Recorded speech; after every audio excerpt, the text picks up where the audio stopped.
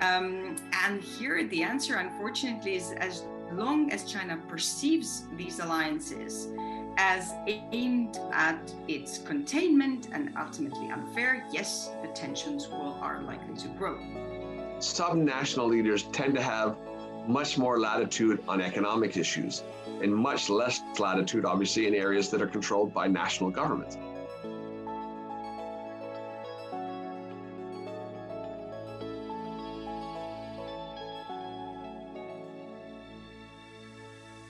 Welcome to Network 2020's audio edition of this virtual event.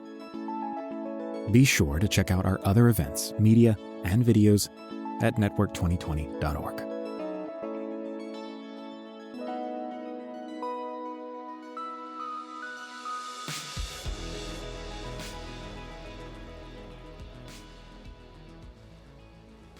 Good morning, or good evening, or good afternoon. Welcome everyone to Network 2020's discussion about alliances and partnerships in the Indo-Pacific. My name is Courtney Dogger, and I am the president of Network 2020. It's a pleasure to have this discussion with two wonderful experts today. Just as some background before we get into the topic, Network 2020, we are a New York-based nonprofit, and we're really focused on bridging the gap between the private sector and the foreign policy community. We do this in a number of ways. We run briefings like this. We do original courses. We just ran a deep dive on China. We're running research in Tunisia. We're doing an entrepreneurship program for fellows from Bosnia. So we do all sorts of different activities. To find out more, please do go to our website or follow us on social media. We are trying to get higher numbers of subscribers on all our social media platforms. So we would really appreciate your help in doing that. So before I introduce our two panelists, I just wanted to say a few words about the topic today. So I wanted to have this conversation because during many of the discussions that we have had over the past few months at Network 2020, the topic and the importance of alliances in general, but particularly in the Indo-Pacific region, have kept coming up as something that's really critical. And this is in particular since the Biden administration took over in the United States. And so we really wanted to dig more into what that means and what that looks like and what those structures are that are in place and how they're growing and changing. So I'm delighted that we have two wonderful panelists for us today. We have, first of all, we have Professor Gordon Flake, and he is the founding Chief Executive Officer of the Perth USAsia Centre at the University of Western Australia. So he can talk about the view from Australia, among other things. And then we also have Dr. Eva Pejsova, and she is the Senior Japan Fellow at the Center for Security, Diplomacy, and Strategy of the Brussels School of Governance, and an Associate Fellow at the French Fondation pour la Recherche Strategique. So apologies for my French this early in the morning. So welcome both of you, and thank you for being here with us today. I usually like to start these conversations with a little bit of groundwork. And so Gordon, I'm just going to start with you with some terminology. So we titled this talk, Security Alliances in the Indo-Pacific. So let's just get some definitions down. What are alliances and how are they different from partnerships or groupings? And what is this term that we kind of hear keep cropping up over recent years, the Indo-Pacific, and how does that differ from Asia-Pacific? Well, thank you, Courtney, and thank you, Network 2020. I'm honored to be on here, and I'm particularly honored to be sharing a panel with Eva. This looks forward to having a good conversation here today. Look, for a business community like you have in your network, alliances can mean a lot of things. You can have business alliances or personal alliances, but when you're talking about foreign policy or international relations, it's actually a rather specific definition. It refers to a treaty ally, which is a military treaty. In essence, at its core, it's the willingness of one party to go to war, to shed blood, to defend or protect another party. And so alliances are relatively rare. The United States only has 5 treaty allies in the Indo-Pacific: South Korea, Japan, the Philippines, Thailand, and Australia. And there's a few others who have different relationships, They're very close. They're strategic partners, et cetera. But alliances are a slightly different thing. So you'll hear in our conversation today discussion of the Quad groupings like India, Japan, Australia, United States. That's not a formal alliance. Obviously, those of your audience calling in from NATO will be familiar with the North Atlantic Treaty Organization, which itself is an alliance. And it's a little bit different than individual bilateral relationships the United States or other countries might have. The Indo-Pacific is a more interesting question. Your audience will quickly ascertain that there's a lot more Arizona than Australia in my accent. I spent 25 years in Washington, D.C., working on East Asia before I moved to Perth, Western Australia, some 8 years ago. And when I began my professional career, nobody used the term Indo-Pacific. In fact, nobody used the term Asia-Pacific. We largely referred to East Asia, Southeast Asia, South Asia, and Australia was part of this mystical land called Oceania, hanging out by Atlantis somewhere with the South Pacific Islands. And it really wasn't until the late 80s, early 90s, that Australia and New Zealand and the Pacific Islands realized they wanted to be part of this economically vibrant region in East Asia, and they wanted to integrate north. And at the same time, the powerhouse economies of the time, Japan and Korea, wanted to integrate south. And so increasingly, we expanded our definition of the region, and it became the Asia Pacific. And that vocabulary, that framing, that construct ruled for the better part of 25, 30 years until it ran into some limitations. As India grew in power and influence, India was not part of most Asia Pacific organizations. It wasn't part of APEC. It wasn't seen as part of the region. So at its core, Indo-Pacific is really all about how do you incorporate India into the Asia Pacific. And it's not just India, it's actually the confluence of those two great oceans. So there's, success has many fathers. Over the last 5 to 10 years, Indo-Pacific has really become the framing construct. The United States changed the name of its Pacific Command in Hawaii to the Indo-Pacific Command. The Japanese link the Indo-Pacific construct to a speech that Prime Minister Abe gave back in 2007, talking about the confluence of the two oceans. The Indians now have their own origin story for the Indo-Pacific, as do the Australians, who were the first to actually use the term in a government document back in 2013 in the 2013 Defense White Paper. But now the Indo-Pacific really refers to that diagonal between the Indian Ocean and all the trade and energy flows that go through that up into the Pacific. So it's the Indo-Pacific or Asia Pacific plus India. Wonderful, which points out the fact that we are actually missing a panelist on India, which is something that we had tried to find but unsuccessfully. So so apologies for that omission, but we will talk about the Indo-Pacific regardless, and we can revisit the Indo portion of it a little bit later, perhaps at a future date. So with that, turning to you, Eva, how would you define or describe the current security architecture of the Indo-Pacific, and in what notable ways has it been changing? Well, thanks a lot, Courtney, and thanks a lot for having me as well.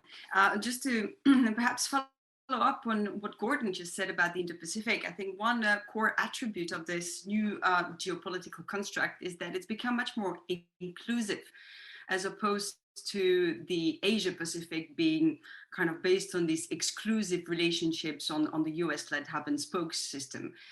Pretty much it's a huge space, of course, with new actors. Gordon said India, but also, well, coming from Europe, I have to say that the Europeans are now part or kind of remotely part of the concept as well.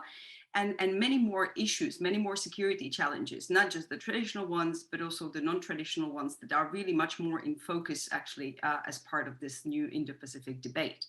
So as a result, we see a much more fragmented or rather multi-layered security architecture in the region, with a superposition of different things. You have the bilateral alliances, the US-led ones, but also other ones. You have the bilateral partnerships, between these new actors, Japan, India, Europe bringing in, et cetera, et cetera. Then you have the pre-existing ASEAN-centered multilateral security structures that have always been there, ASEAN-centered meaning ASEAN Regional Forum, East Asia Summit, et cetera. And on top of it, and that's really a new feature on the regional theater, is this emergence of new, what I call minilateral groupings, trilateral, quadrilateral, you name it. We mentioned AUKUS and Quad, which is in the title of this conversation. But when I say minilateral, I'm talking about these smaller, typically 3 to 6 actors, flexible arrangements that are designed usually to address more specific issues that are usually ignored by either the bilateral partnerships or traditional alliances and the multilateral fora. And this is really a result, and perhaps something that Gordon definitely thought of, but I think it should be really highlighted more. This is a result of this also increasing or an effort to diversify security partnerships for the regional actors in the increasing US-China rivalry. I mean, if there is one feature that really defines the Indo-Pacific discussion today, it is also the US-China binary and the growing strategic competition that really has become has had a polarizing effect on the region. So the need to diversify on the one hand, and on the other, the need to deliver concrete results. Because that has been something that has been quite missing. So you have AUKUS, Quad on the more strategic, higher level strategic spectrum, but you have also the Japan, India, Australia trilateral on supply chain resilience, for instance. And then you have a zillion of smaller local ones, the Mekong region one, et cetera, et cetera. So it's become more complex, if you want. Thank you.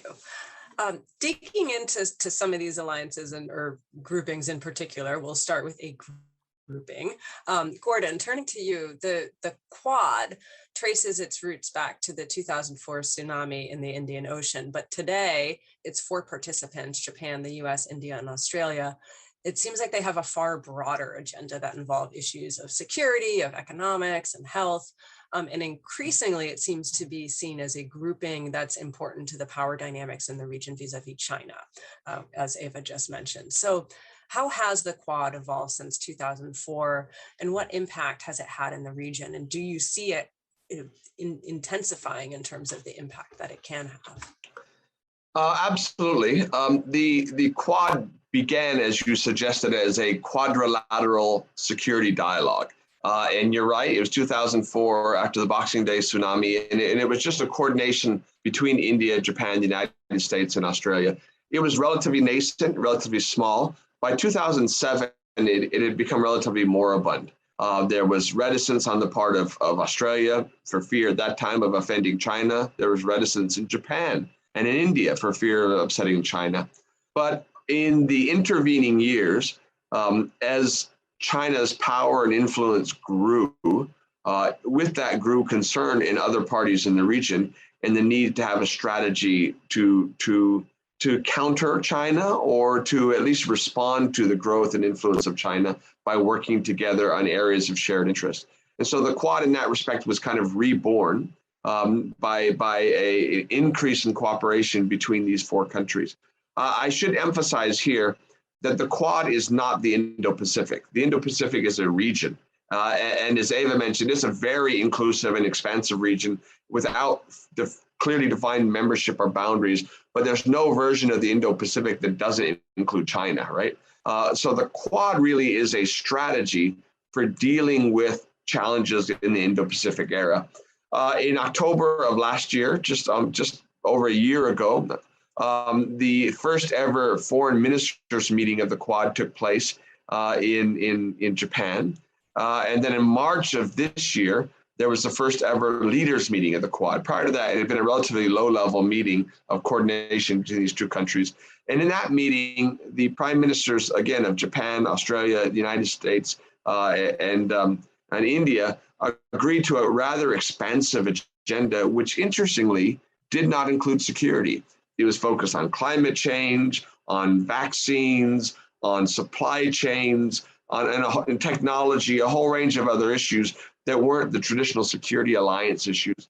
And in that context, the most recent meeting that was held, the in-person leaders meeting of the Quad that took place in DC in September of this year, just furthered that level of cooperation. But there is no question that were it not for a half decade of increasingly aggressive behavior on the part of China, that Indian interest, Japanese interest, Australian interest would be very different. So in some respects, it is a response to a much more aggressive and assertive China, and four countries working together to figure out how best to secure their interests in that environment. Thank you. Before I move on to the next question about AUKUS, is there anything, Eva, that you would want to add about Japan vis-a-vis the Quad?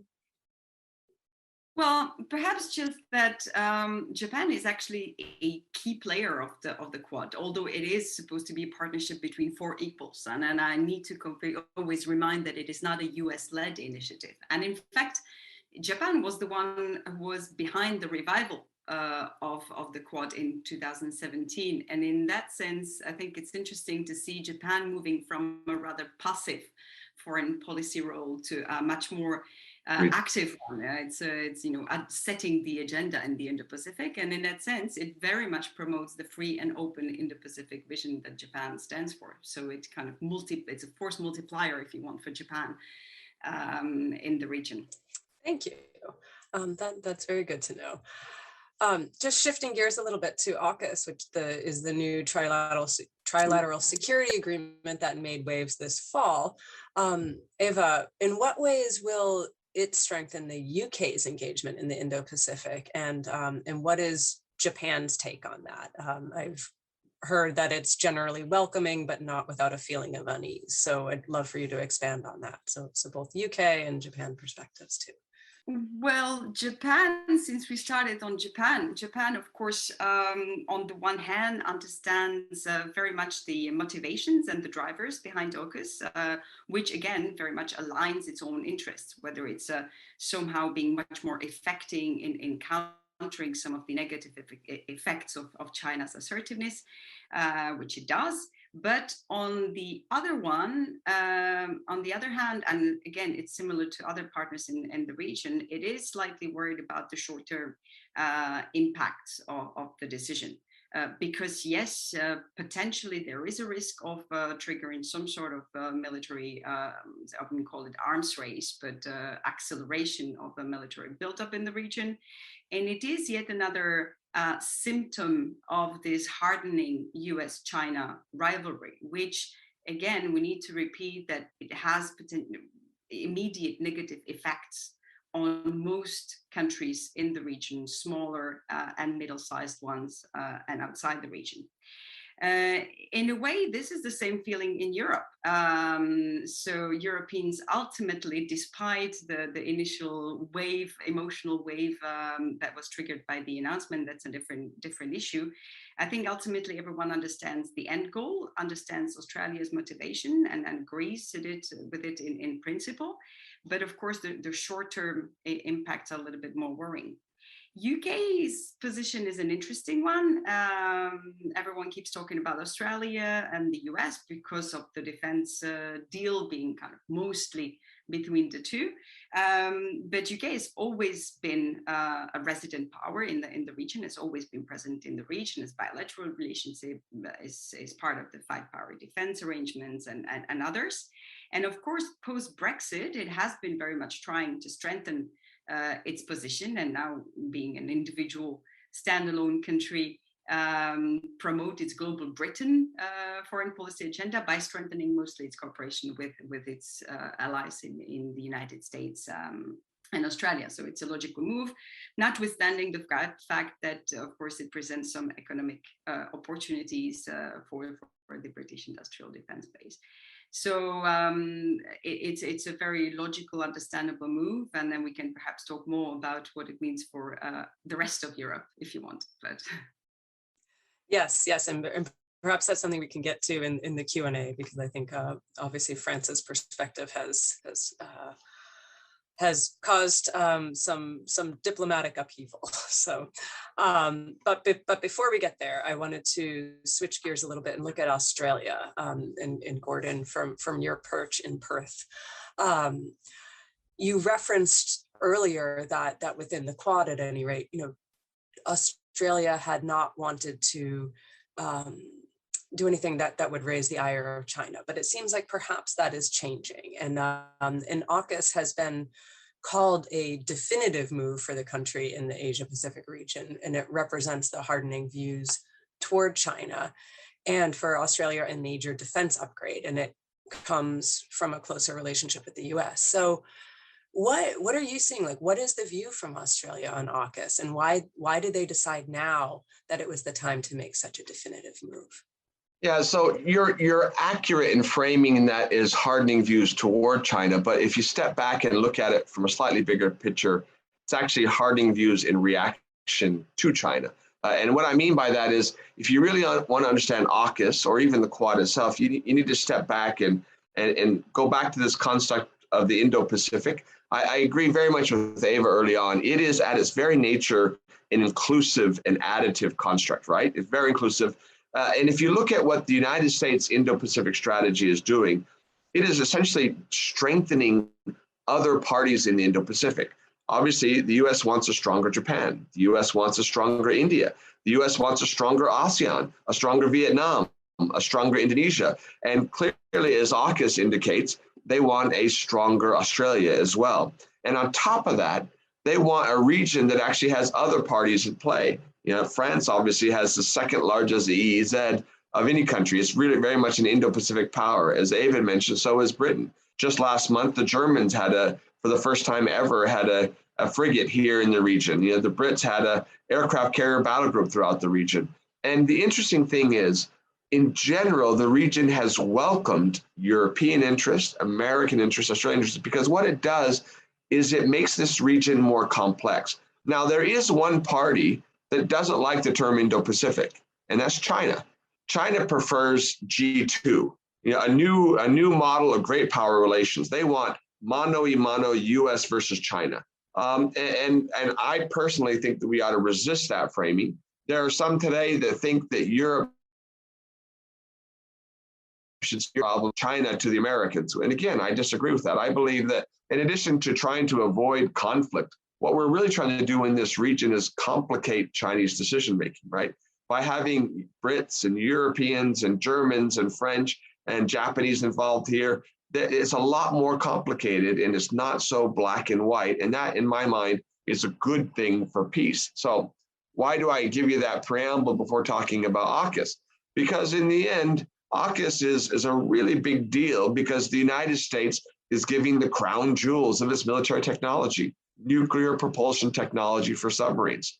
And so it says a lot more about the United States than it does Australia, right? It says the United States is willing to give of its power. And again, stepping back for the Indo-Pacific, as other powers grow, the US would never phrase it this way, but as other powers grow in influence, India, ASEAN, Indonesia, Australia, the US's relative power goes down. But the collective power of what Aussies like to call the rules-based order goes up. And that's inherently a good thing, right? It's inherently a good thing. So AUKUS really has to be viewed in that light. It is the United States recognizing that it does not want this to be a G2 competition. It doesn't want this to be a US versus China, and it wants to strengthen partnerships. And obviously the closest and most trusted allies are those Five Eyes countries. And in this case, the very close relationships between Australia, the UK, and the US. I would hesitate to add, however, that it's not just submarines. It's actually a much more comprehensive agreement. It's actually a technology sharing submarines where they basically say the level of interaction, the level of intelligence sharing, the level of technology cooperation is going to go up across the board, saying that we're facing a new reality. We've got to do things differently. Thank you. Eva, moving over to you. ASEAN has been around for quite some time, about 5 decades, a large intergovernmental organization of 10 Southeast Asian countries. what has been the main promotional purpose of this bloc, and what have been some of their successes? And maybe more importantly, what are some of their limitations? So if you could just give us a walk through ASEAN. Yeah, well, I'm really glad you mentioned ASEAN, because it's somehow always there, but never there enough, it seems to me. And frankly, ASEAN is key precisely in formulating this alternative narrative to the G2 that Gordon just mentioned. So what is ASEAN? Well, ASEAN is the oldest and definitely the only real example of regional integration in Asia. And at the beginning, and as similar of such projects, it has been always a peace project. It's supposed to be a preventive diplomacy tool from the onset, based on cooperation, dialogue, mutual respect, non-intervention, all the things that are in the ASEAN Charter. It evolved a lot over those 5 decades, from an economic cooperation and trading agreements. We have a free trade zone in the region, people to people, you name it, to a much more political animal that is becoming nowadays. So you see very rudimentary forms of cooperation, including in security, mostly on non-traditional security, but also constabulary issues. Humanitarian disaster relief, cyber, maritime security. Of course, it's work in progress. But what is most important about ASEAN in the Indo-Pacific debate is that it's really the glue of the regional architecture. It is, and rules-based order in a way, right? It is the core nucleus, what we call ASEAN-centered security architecture. So you have the ASEAN Regional Forum, the ASEAN Defense Ministers Meeting, plus ASEAN East Asia Summit. All of these are formed on ASEAN. So no matter how much we can criticize ASEAN for being slow, for not being flexible enough, for being, all the things that we can reproach to a big multilateral organization, which are true, it is something, ASEAN centrality is something that everyone, including China, agrees on. And that's absolutely important to remind. So often we say, Japan, US, or whoever may tell the direction, but you need a driver. And ASEAN is often supposed to be in the driver's seat. And of course, ASEAN has its own Indo-Pacific outlook, let's not forget. That has been quite actually instrumental to the formulation of more of these visions, outlooks, and strategies that everyone now has, which is again based on cooperation, prosperity. It's a very soft language if you want, but we need ASEAN no matter how we criticize it. It's quite central in the region. Thank you. And just a reminder to everyone listening, I have a couple of more questions, but then I will be turning to audience questions. So if you'd like, please do put some questions in the Q&A box. We will be getting to them shortly. Gordon, as I mentioned earlier, one of the reasons why I wanted to have this conversation was because alliances continue to emerge in conversations that I have about strategy within the region and how to coexist with China's growing clout. And so we've talked about some of these existing alliances and partnerships, but there are others that have not fared as well. There's TPP, and then its latest iteration of the CPTPP come to mind. The US pulled out of the former and is not yet participating in the latter. So when you're looking at this chessboard of alliances and groupings, what would you say the US strategy is regarding its role in the Indo-Pacific, and what are the weak points? And again, if you could comment on the CPTPP question as well, that would be wonderful. I certainly will. Look, it may seem now, particularly if you've only been paying attention for the last 5 years, that we are in some new type of a Cold War, and that conflict with China is inevitable, and the U.S. is always lined up against China. But that hasn't been the case for the better part of 30 years. In the 25 years I spent in Washington, D.C., it was the U.S. business community that lobbied every year for China to get most favored nations trading status. It was the U.S. and Japanese and Korean business communities that invested so heavily, along with the Europeans internally in China, that wanted China to grow. It was the U.S. and the Europeans and the others that lobbied for China to come into the World Trade Organization, partly because we all believed that as China grew wealthier and progressed economically, it would liberalize politically as well. And the truth is, it did. In 30 years and 40 odd trips over my professional career, every time I go to China, it became more open, right? But there were decisions made. So I'm certainly not someone who believes that the Chinese Communist Party is inherently evil and the Chinese are always evil. And anybody thought that they would be like us or more Western in approach or more democratic or more open were foolish. And that's not true, right? That's the trajectory China was on. But there were decisions made to protect the role of the party. And if you're charitable, right? If you're charitable, you say, look, the Chinese never ignore big problems. They knew that there was a demographic freight train bearing down upon them as a result of the one-child policy. They had a population which, as of 2018, 2020, where the largest segment was ages 50 to 70. They were going to be the first country in the world to grow old before they grew rich. And so they knew that rough days were ahead. The only problem was that they were ruled by a bunch of party hacks whose only solution to these problems was to strengthen the party. And ultimately ruled by a leader who said, well, because the party is weak, I have to strengthen myself. And we've just seen this week, not only has Xi Jinping made himself essentially emperor for life, taken on an unprecedented third term, but over the last 10 years, step by step by step, reversed every element of what we call the Deng Xiaoping consensus, the opening and reform that everybody was encouraging in China, a more vibrant private sector, more openness to international investment, cooperation in a whole range of things. And so, in essence, China began to pursue a different direction. So, I mean, even 10 years ago, as I was talking about the Quad, people wanted China to grow, right? But as China grew overly influential and was moving away from international standards and norms, the region began to realize that they needed a strategy to work together to counter Chinese influence. And so going back to the Indo-Pacific, you had two options. You could confront China, or you could figure out a way to lessen their relative power. So I said earlier, the Indo-Pacific lessened US relative power. If you've got a closed system and one power gets more and more powerful, one of your strategies is to increase the size of the system, bring in 1.3 billion Indians, right? And all of a sudden, everybody is less powerful. It's less of a G2, more multipolar, and more of a rules-based order. I would not put the CPTPP or the TPP in that context. The CPTPP, the original Trans-Pacific Partnership, was envisioned as part of a pathway to a free trade agreement of the Asia Pacific, given the failure of global rounds. And it was in partnership really with the Regional Cooperative Economic Partnership. It was directly designed to eventually include China. It was not designed as an anti-China bloc.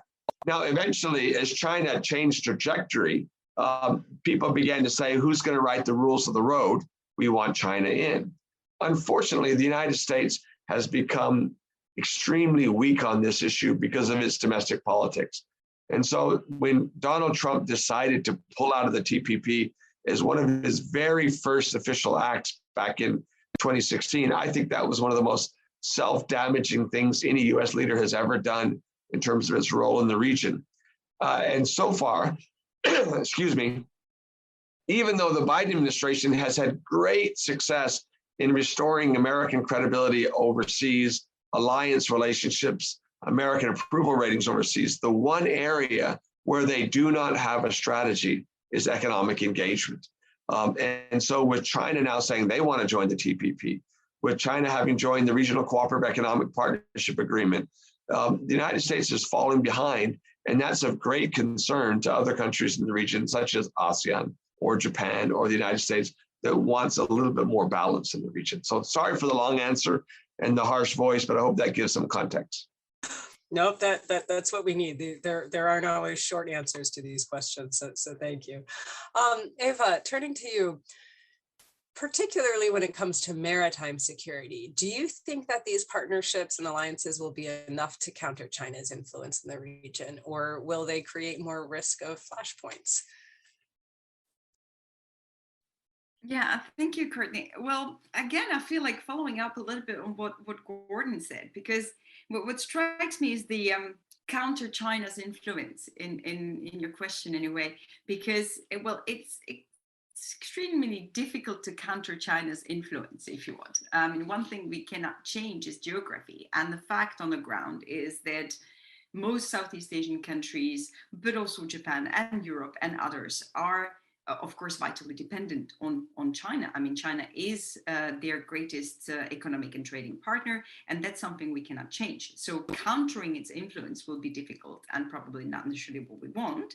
What we're trying to do here is really to counter the negative impacts, or China to abuse its position of power, to put pressure on those countries to gain political support, and to, of course, impede on the country's sovereignty and independence to a certain extent. So that's exactly also what is going on, well, in economic spheres, but also at sea.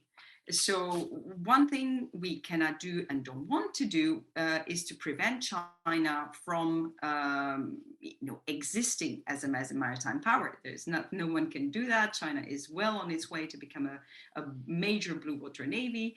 It has all the rights to ply the world seas, and that's in fact the principle of freedom of navigation that we're trying to defend here. And but the goal is to make sure that it does so in respect of international law, and that it does not do so at the expense of other countries' sovereignties and sovereign rights, be it in the region or globally. And that's really what this upholding rule of law is all about. That's all we're talking about.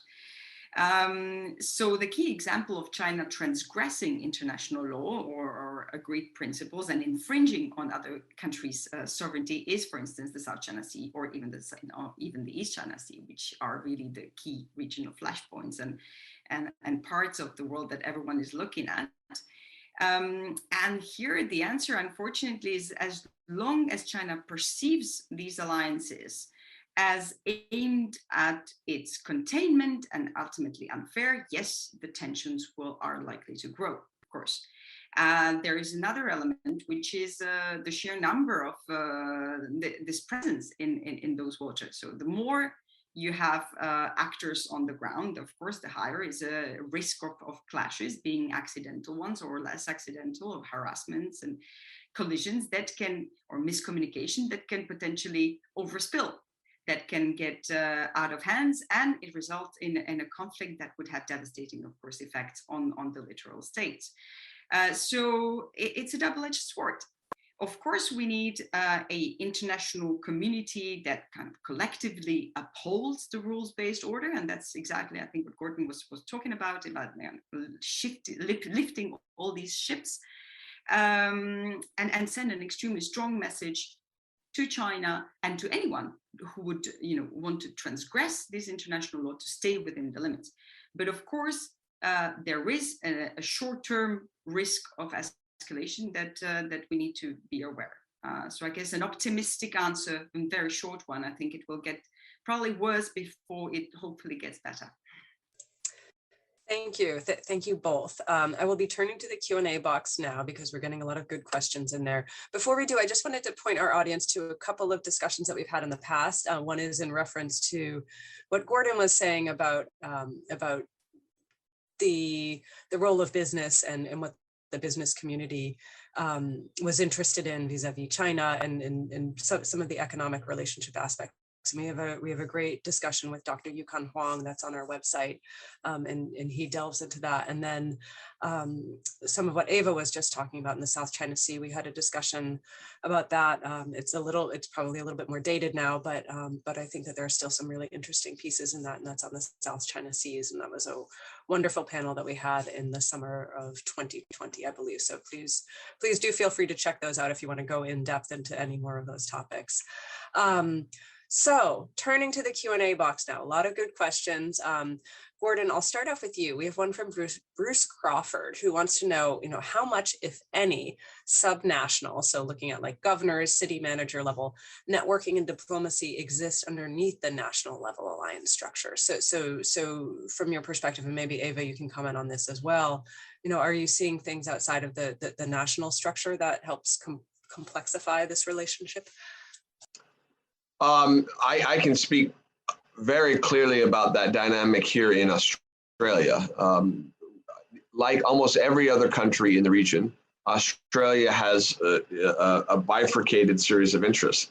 Economically, it is largely dependent on exports to China of critical materials like coal from the eastern states, LNG, and iron ore from Western Australia.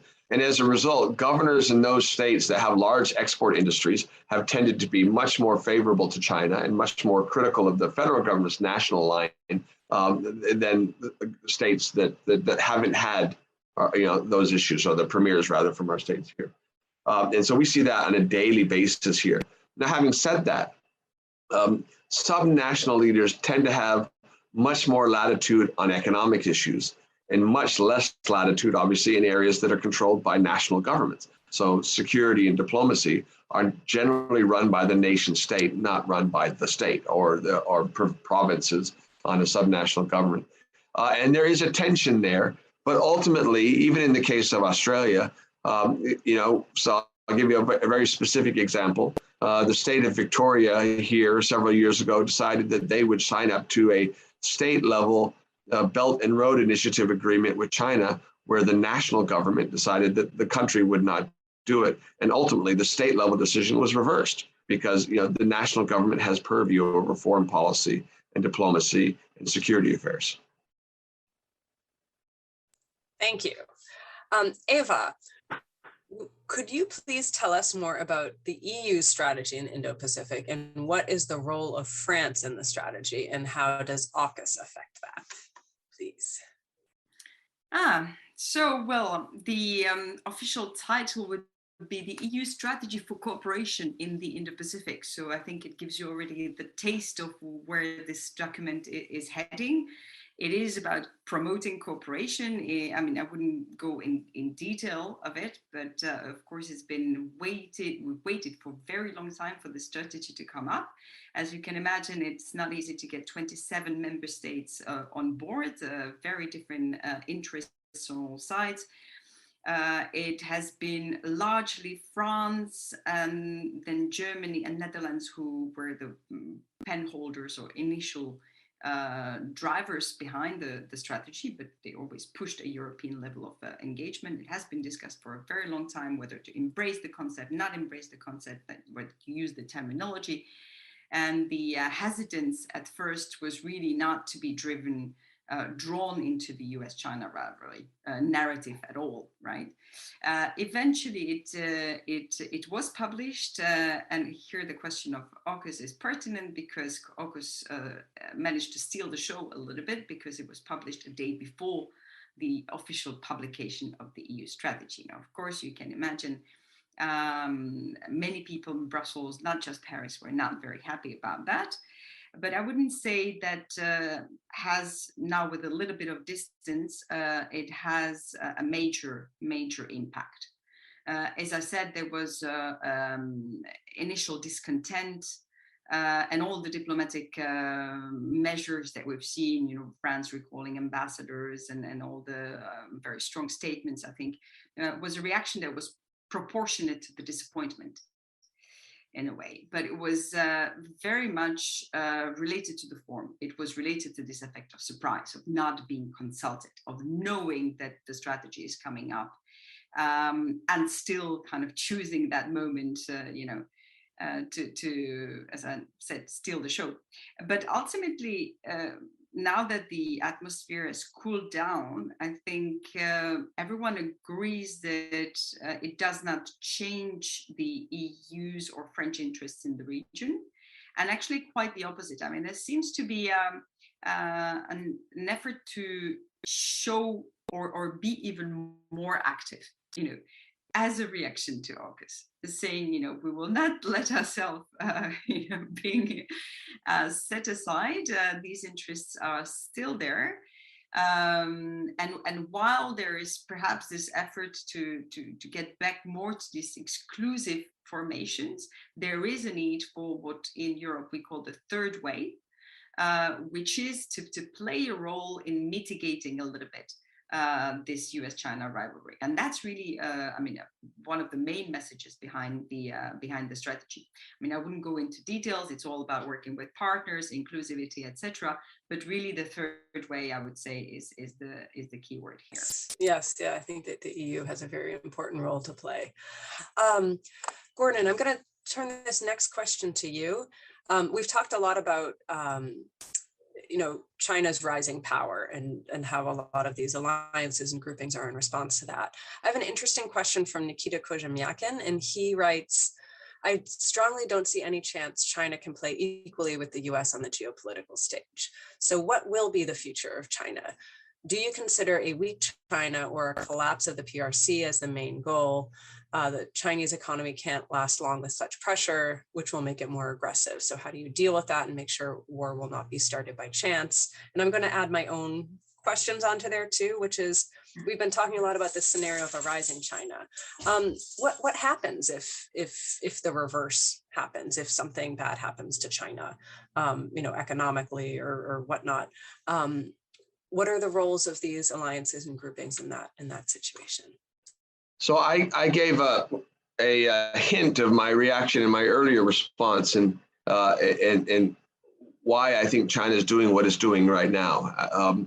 I have long been far more concerned about Chinese weakness than I have been concerned about Chinese strength. And I often say somewhat flippantly that one person I am sure that agrees with me is Xi Jinping.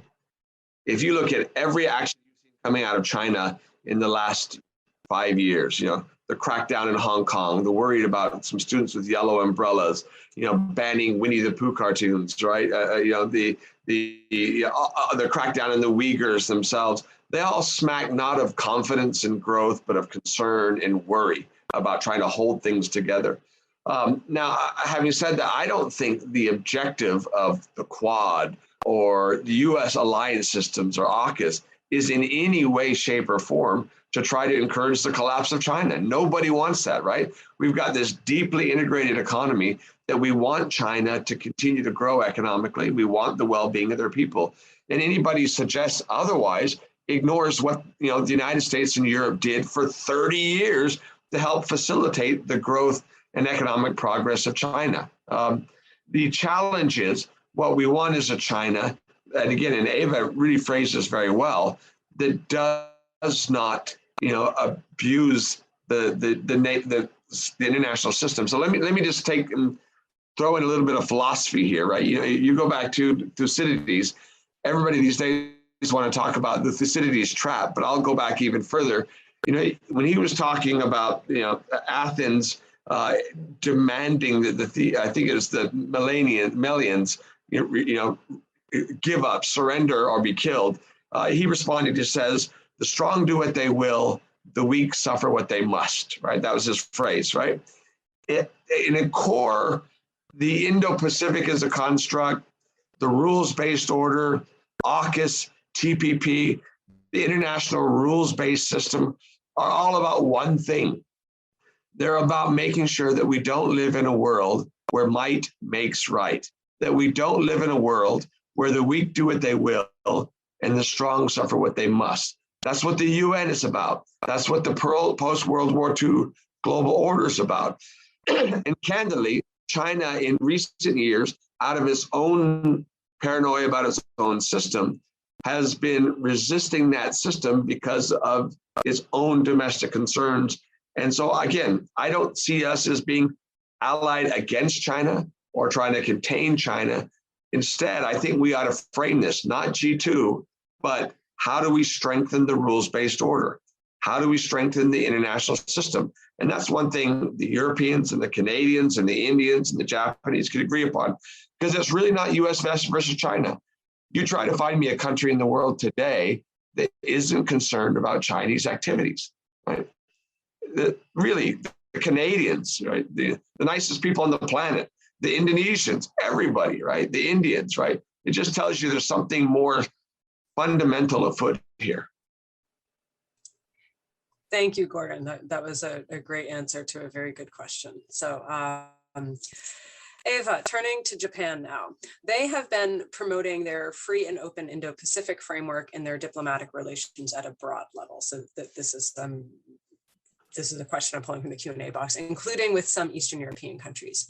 Could you please elaborate more on what you think was Japan's role, if there was one, in lobbying for this European Indo-Pacific framework? Yes. So, okay, Japanese lobbying, well, it would be a little bit far-fetched, but put it simple, behind the EU's thinking before the strategy really came up, were both in external and internal drivers. The internal ones were the French, were the Germans, were the Dutch. Behind the external ones, there would be, well, an increasing perception of the China threat on the one hand, which suddenly became much more plausible in Europe. It was not just the distant fact. It was the US, it was the kind of relative, you wouldn't say a relative decline, but at a certain time, the uncertainty of the US security guarantee, which is something that really binds a lot of the US allies together. And that's one of the dynamic behind the EU-Japan rapprochement as well. And finally, yes, it was also in reaction to our partners in Asia. Japan, Korea, India are long-standing strategic partners at a certain level. I mean, depends how you define strategic of the European Union, and this relationship is also constituting some of the pillars of the strategy. Now, I think this it's really important to notice, and anyone who has been following the region since 2016. Has seen the reinforcement of these bilateral relationship kind of between the US allies, driven by the same goal, by the same concerns, which was the US relative withdrawal from the region at a certain point in time. And that still persists in the European strategic thinking. And I wouldn't go as far as calling for, strategic autonomy of Europe, whatever that means. It means very different things to different people. But really the realization that we cannot 100% rely on the US security umbrella and that we need to put our act together was really one of the drivers behind the European involvement in the region, but also behind the Japanese thinking, reaching out much more to Europeans in achieving the common goals. Let's see, there's actually quite a lot of similarities between the Japanese free and open Indo-Pacific concept and the European vision, but it's also the same reason behind the rapprochement between Japan and India, or Japan and Australia. So I wouldn't say Japan lobbying, but definitely a rapprochement between Europe and Japan, as much as it was with Japan and other partners. So Courtney, can I just echo that, just to fully agree with Eva and emphasize it? This hypercharging of the Indo-Pacific as a construct was in part due to those two trends. The growing concern about the rise of China and its influence system, and at the same time, as Eva says, growing concern about the reliability of the United States, particularly during the Trump era. And even since then, they're just, the lack of a US economic strategy means that other countries realize that they need to be more proactive, which is exactly why Australia, Japan, Canada, India, ASEAN are much more proactive. And in the end, I'm not sure that's a bad thing. I think it's probably a good thing. Thank you. One question, I'll put this to you, Eva, first, and then Gordon, please, I'd love your thoughts on it as well. And this is from Kyle Marston, who asks, one of the saddest and most striking issues I keep hearing about in the Indo-Pacific is China's use of little blue men or informal maritime militias in the continued maritime-based slavery that's been going on, especially for refugees from conflict regions in Southeast Asia. Is this an issue that our panelists think will be ameliorated by AUKUS or one of these other groupings? No, I would tend to agree that's an extremely sad feature. I mean, of course, the slavery issue is one, and that's I would, to connect it to AUKUS, I think is a little bit. I'm afraid that AUKUS is really not designed for that, to deal with that sort of issues. But that doesn't diminish the sadness and the importance of these issues. So slavery on ships and the Rohingya refugees is actually one. The role of maritime militias, especially in the South China Sea, is a slightly different subject that's more related to really China's assertiveness and the use of these hybrid methods and what we call gray zones that are somehow basically managing to achieve its goals through non-military means. But the reality on the ground, of course, is a dire one.